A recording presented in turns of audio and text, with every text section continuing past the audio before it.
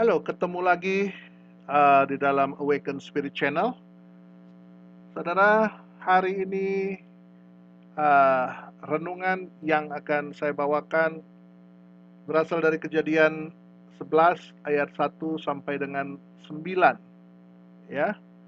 Dan nats tersebut saya berikan tema perenungannya adalah mengapa Tuhan menghukum manusia yang membangun menara Babel.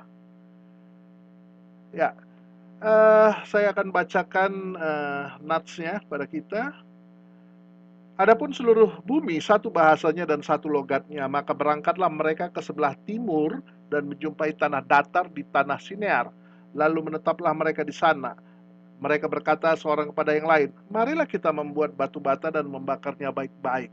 Lalu bata itulah dipakai mereka sebagai batu dan tergala-gala sebagai tanah liat.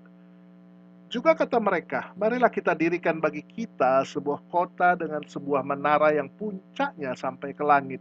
Dan marilah kita cari nama, supaya kita jangan terserak ke seluruh bumi. Lalu turunlah Tuhan untuk melihat kota dan menara yang didirikan oleh anak-anak manusia itu, dan ia berfirman, mereka ini satu bangsa dengan satu bahasa untuk semuanya. Ini barulah permulaan usaha mereka. Mulai dari sekarang, apapun juga yang mereka rencanakan tidak ada yang tidak akan dapat terlaksana. Baiklah kita turun dan mengacau balaukan di sana bahasa mereka, sehingga mereka tidak mengerti lagi bahasa masing-masing. Demikianlah mereka diserahkan Tuhan dari situ ke seluruh bumi, dan mereka berhenti mendirikan kota itu. Itulah sebabnya sampai sekarang nama kota itu disebut Babel, karena disitulah dikacau balaukan Tuhan bahasa seluruh bumi, dan dari situlah mereka diserahkan Tuhan ke seluruh bumi. Ya, sedemikian jauh pembacaan firman Tuhan. Saudara-saudara sekalian, kita lihat bahwa pasal 11 ayat 1 sampai 9 ini adalah pasal setelah manusia mendapat penghukuman Tuhan melalui air bah. Kita tahu, sewaktu air bah datang, hanya 8 orang manusia yang selamat yang ada di dalam bahtera Nuh. Ya, hanya 8 orang, yaitu Nuh, istrinya, anaknya 3, dan menantunya 3. Jadi ada 8 orang. Dan setelah air bah itu surut dan bahtera itu kandas di pegunungan Ararat, maka mulailah manusia itu yang 8 itu mulai beranak pinak, ya, sehingga semakin banyaklah mereka. Jadi keturunan Nuh itu adalah menjadi jumlah mempunyai jumlah yang cukup banyak begitu ya. Memang tidak disebutkan berapa jumlahnya di dalam pasal 10, tetapi menurut saya jumlah mereka itu menjadi cukup banyak. Nah, di dalam tema yang saya berikan tadi, yaitu mengapa Tuhan menghukum manusia yang membangun menara Babel. Nah, disinilah kita harus belajar, saudara, apa alasan Tuhan memberikan penghukuman tersebut. Apa alasan Tuhan tidak setuju manusia itu membangun menara Babel? Ya, kenapa Tuhan malah menghukum mereka dengan mengacau balaukan bahasa mereka, yang pada waktu sebelumnya bahasa mereka satu karena mereka merupakan satu bangsa, ya. Nah, sebab itu di sini ada beberapa poin yang ingin saya sampaikan kepada kita pada hari ini. Alasan mengapa Tuhan menghukum manusia yang membangun menara Babel tersebut. Yang pertama, Tuhan menghukum mereka karena mereka adalah orang-orang yang tidak mengingat perintah Tuhan. Mereka adalah orang-orang yang tidak mengingat perintah Tuhan. Nah, perintah Tuhan yang mana yang mereka tidak ingat? Perintah Tuhan yang mana yang mereka tidak ingat sehingga mereka melanggarnya?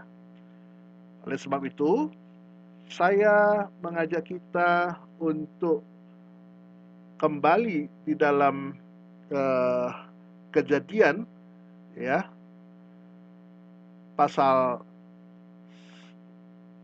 pasal 1 untuk mengetahui apa sebenarnya yang Tuhan mau dari manusia itu. Jadi Kejadian pasal 1 ayat 28 saya bacakan. Allah memberkati mereka, lalu Allah berfirman kepada mereka, beranak cuculah dan bertambah banyak, penuhilah bumi dan taklukkanlah itu, berkuasalah atas ikan-ikan di laut dan burung-burung di udara, dan atas segala binatang yang merayap di bumi. Nah, di dalam Kejadian 1:28 jelas sekali Tuhan menghendaki manusia itu memenuhi bumi, ya, memenuhi bumi. Artinya semua manusia harus ada di berbagai belahan bumi ini. Nah, bagaimana dengan manusia yang membangun Menara Babel ini? Di sini kita lihat, ya, di dalam ayat 4. Kejadian 11 ayat 4 bunyinya demikian.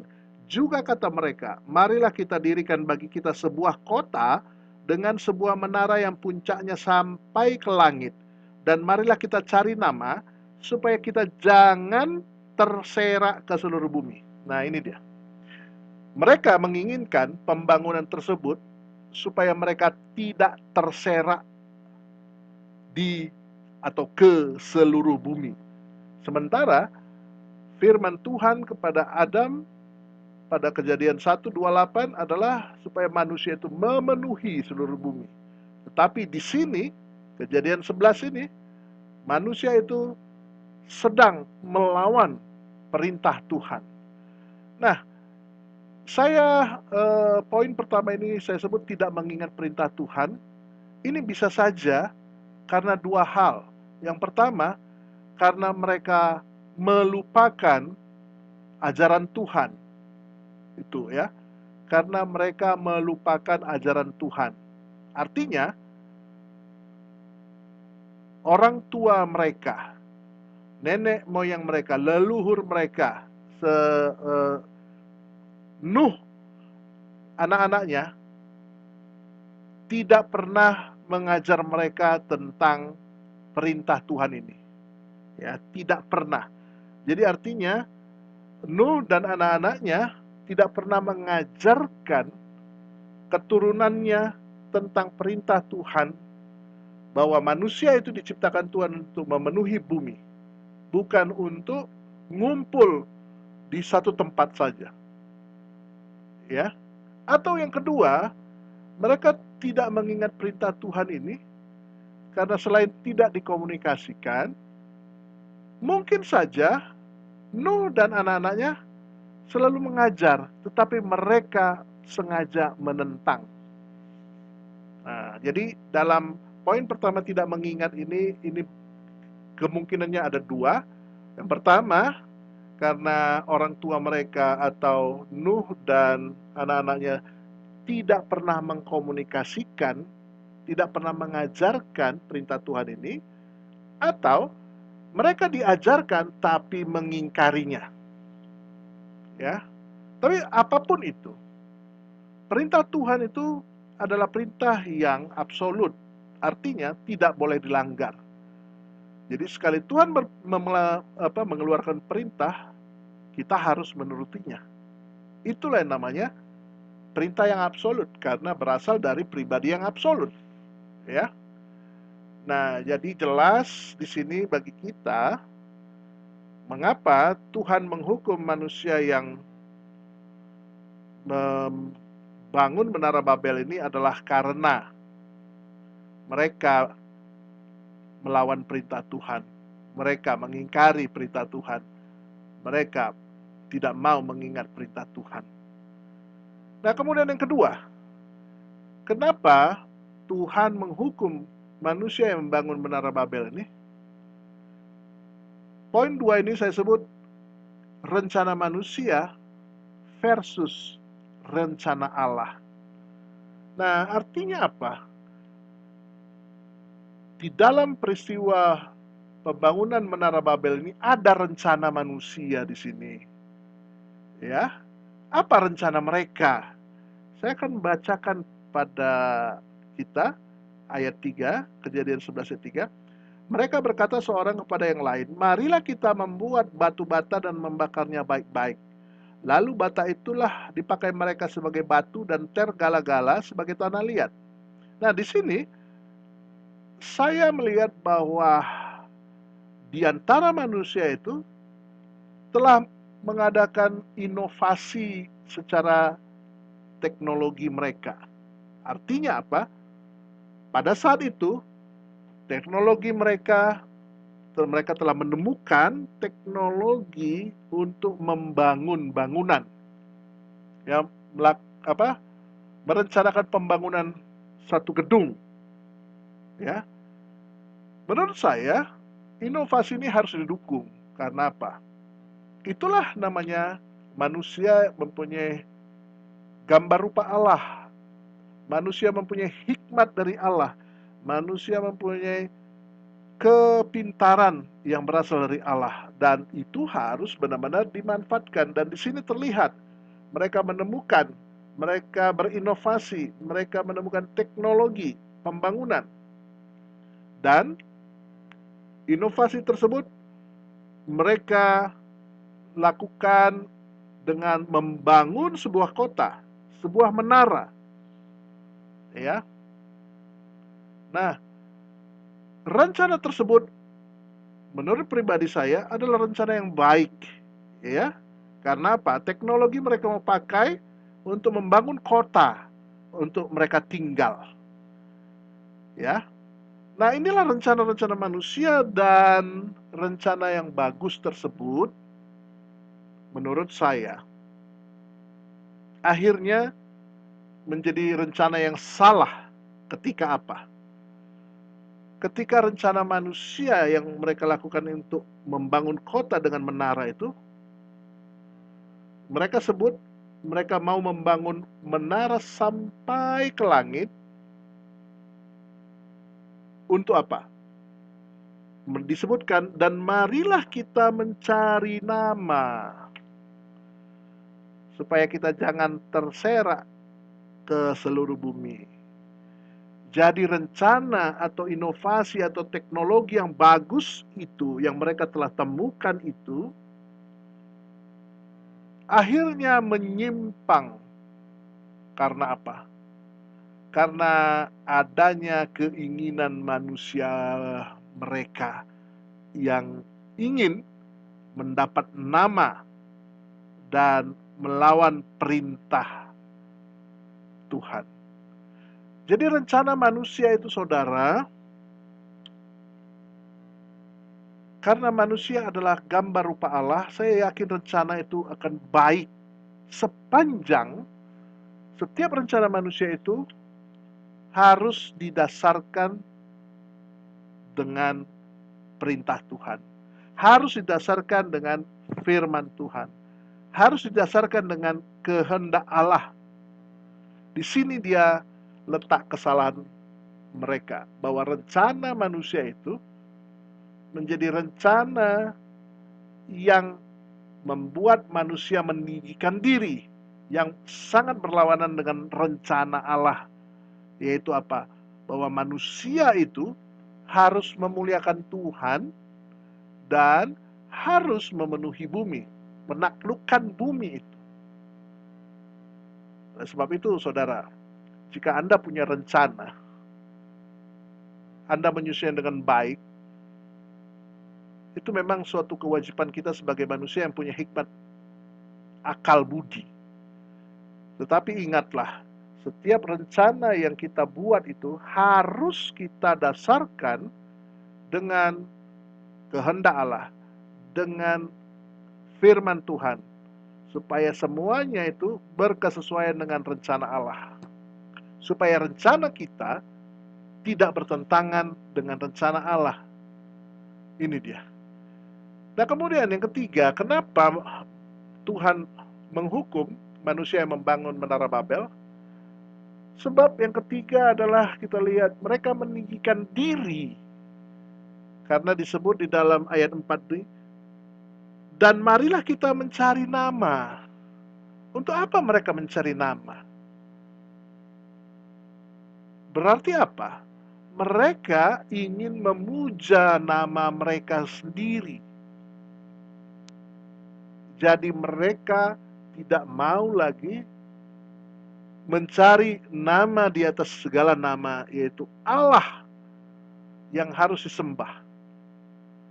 Ya, nama Allah yang harus ditinggikan, bukan nama mereka sendiri. Oleh sebab itu, dalam poin 3 ini, saya sebutkan, ketika seseorang meninggikan diri, maka pada saat yang bersamaan, dia berarti merendahkan Allah. Ya, ini dapat kita ambil contoh gampang. Manusia diciptakan sebagai gambar rupa Allah. Semua manusia diciptakan sebagai gambar rupa Allah. Tetapi dalam kenyataan hidup ini kita melihat bahwa ada saja manusia yang merasa lebih tinggi daripada manusia lain. Nah, kita bisa melihat ketika dia merasa lebih tinggi daripada manusia lain, berarti pada saat yang bersamaan ada manusia yang dia rendahkan. Artinya ada manusia yang dia anggap lebih rendah daripada dirinya. Itu antara manusia dengan manusia. Dan jika kita ambil contoh yang sama, pada saat seorang merasa mau meninggikan dirinya, maksudnya merasa lebih tinggi daripada manusia lain, berarti dia memang benar-benar merendahkan Allah. Karena apa? Allah sudah memberikan setiap manusia gambar rupanya. Semua orang sama. Ya. Jadi tidak ada yang manusia yang lebih tinggi, tidak ada manusia yang lebih rendah daripada manusia lain. Jadi kalau ada orang yang merasa lebih tinggi, ya dia merendahkan rencana Allah tersebut. Dia merendahkan Allah. Dan sama di sini, mereka mau mencari nama diri sendiri, tidak mau mencari nama Allah, meninggikan nama Allah. Kan berarti apa? Mereka merendahkan Allah, saudara. Oleh sebab itu, Tuhan menghukum mereka. Dan keempat, yang terakhir. Kenapa Tuhan menghukum manusia yang membangun Menara Babel tersebut? Karena di sini kita lihat bahwa hukuman Allah tidak sekedar berupa istilahnya pembalasan dendam Allah kepada manusia yang melawan dia, tidak. Tetapi hukuman Allah diberlakukan di sini sekaligus Allah melaksanakan rencana awalnya. Luar biasa sekali. Ya. Karena di dalam kehidupan kita sering sekali kita mau menghukum seseorang karena berdasarkan hukuman itu adalah pantas buat dia. Jadi istilahnya mengkompensasikan. Tapi di sini hukuman Allah tidak hanya sekedar kompensasi atas kesalahan mereka. Allah menghukum mereka bukan hanya karena murkanya, perintahnya dilanggar, tidak. Tetapi Allah menghukum mereka sekaligus sebagai awal pelaksanaan rencananya. Maksudnya apa? Kita bisa melihat ayat 7. Baiklah kita turun dan mengacau balaukan di sana bahasa mereka, sehingga mereka tidak mengerti lagi bahasa masing-masing. Demikianlah mereka diserakkan Tuhan dari situ ke seluruh bumi, dan mereka berhenti mendirikan kota itu. Ayat 8, saya bacakan sekali lagi. Demikianlah mereka diserakkan Tuhan dari situ ke seluruh bumi. Jadi ketika Tuhan menghukum mereka dengan mengacau balaukan bahasa mereka, satu sama lain tidak mengerti, ketika itu terjadi maka orang-orang dengan sendirinya yang tidak mengerti bahasa satu yang dengan bahasa yang lain, akhirnya berpencar. Ya, Tuhan menyerakkan mereka supaya mereka memenuhi bumi. Ini dia. Jadi sekali lagi, Tuhan menghukum mereka bukan hanya karena mereka sekadar sudah melawan perintah Allah, tidak. Tetapi Tuhan menghukum mereka sekaligus supaya rencana Allah terjadi. Ini dia, ini yang harus kita ingat. Oleh sebab itu saudara-saudara sekalian yang mendengarkan video ini, saudara yakinlah ketika Anda dalam hidup ini mempunyai satu rencana yang Anda sudah susun sedemikian baiknya, ingatlah rencana itu harus sesuai dengan perintah Tuhan. Ya, itu harus sesuai perintah Tuhan. Dan kemudian kita juga harus mengingat ketika apapun yang kita lakukan, kita harus mengingat apa rencana Tuhan bagi hidup kita. Disitulah fungsinya kita harus membaca firman, harus membangun komunikasi dengan Tuhan setiap hari. Supaya apa? Kita mengerti apa rencana Tuhan pada kita dan kita bisa melakukannya.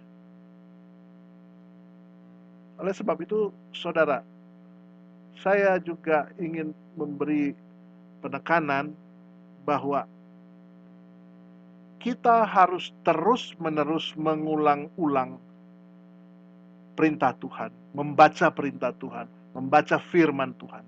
Harus kita lakukan berulang-ulang. Supaya apa? Supaya kita tidak melupakan perintah tersebut. Dan ketika kita sudah berkeluarga, maka sebagai orang tua, kita itu harus terus mengajarkan perintah Tuhan kepada keturunan kita. Supaya mereka boleh mengingat, mereka boleh menyimpan dalam memori mereka, dan mereka pada akhirnya melakukan perintah Tuhan tersebut. Nah, oleh sebab itu, mari dari Kejadian 11 ayat 1 sampai 9 ini kita belajar bahwa apapun yang kita miliki itu harus sesuai dengan kehendak Tuhan. Kita harus menempatkan diri pada tracknya Tuhan. Bukan sebaliknya, kita punya track sendiri dan kita minta Tuhan menjadikan tracknya kita, jalannya kita sebagai jalan Dia. Tidak bisa. Tetapi kita harus menempatkan diri pada jalannya Tuhan. Supaya apapun yang kita lakukan berkenan di hadapan Tuhan. Jadi, terima kasih. Tuhan memberkati kita semua. Amin.